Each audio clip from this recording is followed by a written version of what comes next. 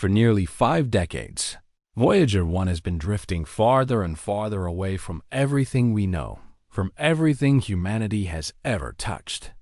It left Earth carrying our voice, our hopes, our songs, and a golden invitation to the stars. All these years, it has moved through the darkness in silence, transmitting only data back to Earth. Nothing unusual, nothing unexpected. Until now. In May 2025, something changed. A signal was received, not noise, not static, but a strange, distorted transmission coming from the edge of interstellar space. At first, it seemed like a malfunction, a technical hiccup in an aging machine. But when scientists looked closer, they noticed something inexplicable. A pattern, a loop, a rhythm that didn't belong to any Earth-made system. That was when the fear began, not because the spacecraft was failing, but because perhaps it wasn't failing at all. Maybe Voyager 1 had finally been noticed, and maybe it was trying to tell us what it had found. The anomaly began with Voyager's attitude, articulation, and control system, the very mechanism that allows it to orient its antenna toward Earth. It started sending corrupted data readings that made no sense. According to the signal, the probe had turned in a direction that should have severed communication, yet the signal never stopped.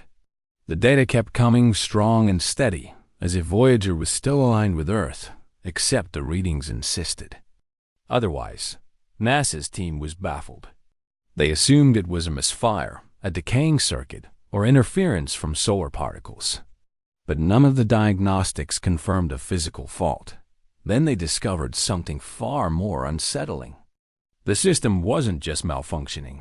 It was routing its data through a computer that hadn't been used in decades, a module that had been completely deactivated long ago.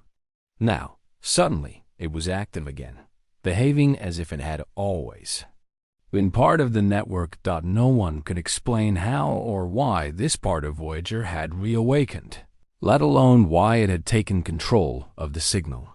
Even stranger, this supposedly dead system wasn't acting randomly. It was selecting specific channels, isolating certain data, and wrapping it in layers of redundant encoding, not random, but deliberate. The probe was behaving like a mind, trying to protect something, as if it knew it was being watched.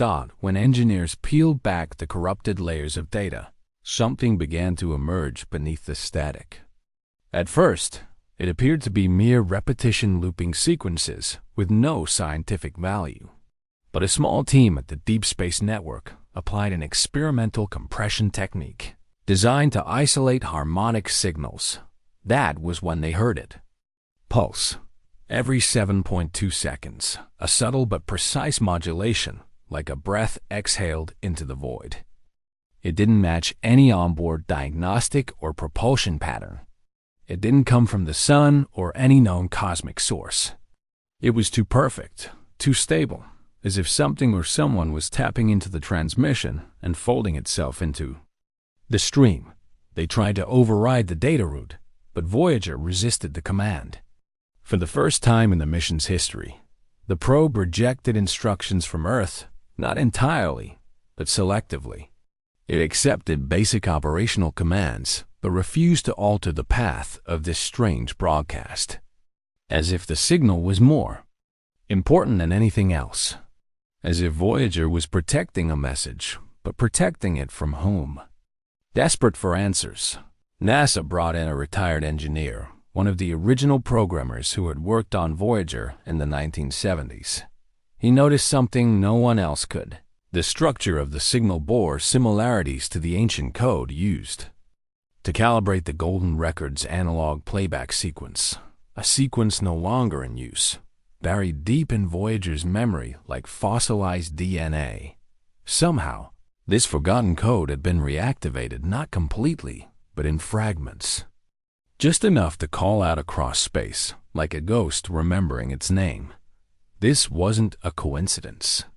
It was as if Voyager had encountered something, some field, some frequency, some force, and in response, it reached into its own past, pulling from the oldest parts of itself to communicate. There was a strange poetry to it, a machine forged in the golden age of human hope. Now, at the brink of silence, choosing to speak using the one language we thought we'd left behind a language. Not for us, but for something ancient. Something listening, and perhaps something answering. As researchers mapped the signal over time, they uncovered something even more unexpected. The intervals between each pulse weren't random. They followed a Fibonacci sequence, mapped in temporal offsets, a mathematical structure found everywhere in nature, from galactic spirals to the branching of trees. But what was it doing embedded in a transmission from the edge of space? The signal wasn't just repeating, it was evolving. The delay between pulses changed slightly, adjusting itself as if learning, reacting to our attempts to decode it. Each adjustment created a new harmonic resonance that, when visualized, formed symmetrical patterns, complex recursive geometries no natural system could produce without intent. This was no longer about communication. It was something else entirely, a system designed not just to be observed, but to observe back. A cognitive handshake, encoded in time. If that was the case, then Voyager 1 was no longer just a messenger. It had become a mirror, a reflection of something on the other side. And now, that mirror was glowing. A private group of astrophysicists took a different approach, feeding the signal into a neural network trained to recognize intention through mathematical behavior. What happened next defied explanation. The AI didn't just translate the data, it mimicked the pulse, then improvised on it, generating new iterations in real time. It was as if the AI understood the signal not as communication, but as a form of music, a rhythm it could learn from, play with, and respond to. The responses grew more intricate, more structured, more conversational. Something out there, something? On the other side of that 24 billion kilometer gap seemed to be listening back. This wasn't a glitch. It was a call, and maybe, just maybe, this was the answer. A new hypothesis emerged. What if Voyager 1 hadn't just traveled far in distance, but had crossed into a different layer of space? The spacecraft had already moved beyond the heliosphere into the interstellar medium, but now scientists wondered if it had entered a boundary zone, a region where the rules of space and time might bend just slightly. Similar distortions had been recorded before: gravitational anomalies, time delays, fluctuations in cosmic background radiation that defied expectation. But never had a machine sent us something so precise, so clearly structured. From within such a distortion, it was as if Voyager was tapping into a different frequency of reality, not just receiving and transmitting, but resonating. If true, then this hidden transmission might not be a message in the traditional sense. It might be a vibration of truth, leaking through the seams of the universe. An experimental linguist ran the signal through a program designed to detect emotional rhythms, patterns of stress, pauses, and breath in speech. The results were uncanny. The waveform closely resembled the cadence of a human heartbeat. It pulsed like something alive. It breathed like something conscious. Suddenly, the transmission no longer felt alien. It felt intimate, personal. Like something was holding up a mirror, not just to our technology, but to our minds. What if Voyager had become not a beacon, but a conduit? A tool used by something else, something waiting in the darkness to show us that we are not alone. Not just in the galaxy, but in perception. That kind of mirror doesn't just show us who's out there. It shows us who we really are. Then came the moment no one could explain. During a routine data monitoring session, the signal stopped abruptly mid-transmission. For exactly 7 minutes and 23 seconds, Voyager went dark.